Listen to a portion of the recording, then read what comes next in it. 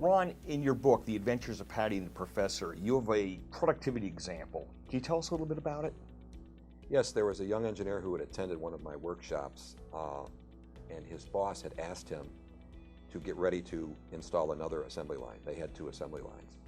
And this young engineer rightly thought, well, I don't think our productivity is that high. If we improved our productivity, we might not have to buy another assembly line.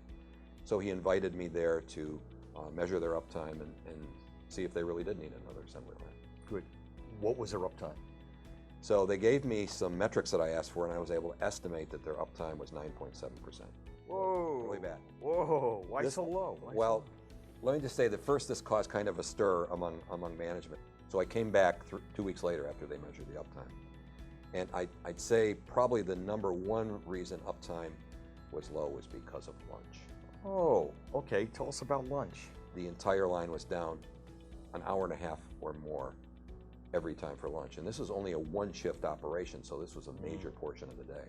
There was discussion about feeder racks in that particular section of that facility as well. Yes, feeder racks.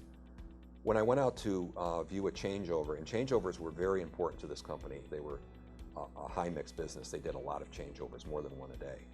And so I witnessed a changeover, and in many respects it was quite organized, but they didn't have feeder racks. So they were out there after every job taking several hours to put the spools on the component placement machines. Right.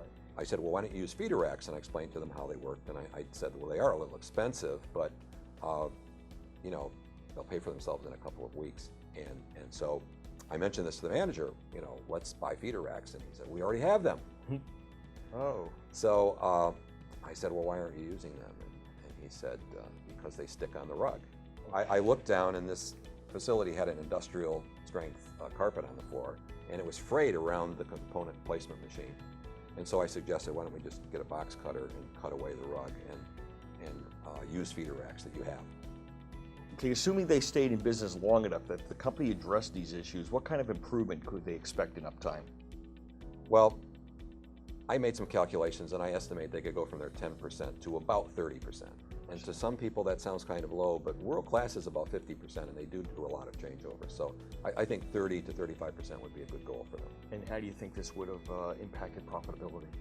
Well, we usually say 1% improvement in productivity gives you about 3% more in profit, and here they're changing their productivity by a factor of 3.